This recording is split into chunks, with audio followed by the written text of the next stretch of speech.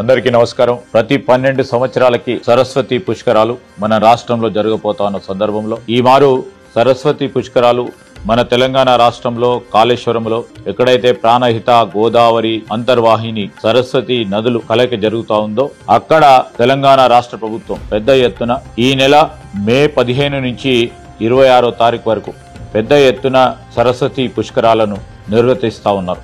దీనికి ఉన్న ప్రత్యేకమైన విశిష్టత గురించి అనేక మంది పెద్దలు కాళేశ్వరంలో జరుగుతా ఉన్న ఈ సరస్వతి పుష్కరాలకు సంబంధించి పండితులందరూ కూడా ఈ నదిలో ఈ సమయంలో స్నానం చేస్తే ఏ విధమైన విశిష్టత, పుణ్యము అందరికీ రాబోతుందో వారు ప్రత్యేకంగా కూడా తెలియజేయటం జరిగింది. దీన్ని పురస్కరించి లక్షలాది మంది ఈ పుష్కరాలకు రాబోతా ఉన్న సందర్భంలో రాష్ట్ర ప్రభుత్వం అన్ని తీర్ల ఏర్పాట్లు చేస్తా ఉంది. ఈ ఏర్పాట్లకు సంబంధించి మొదటగా అక్కడ ఉన్న వసతుల విషయంలో కానీ దాంతో పాటు ప్రత్యేక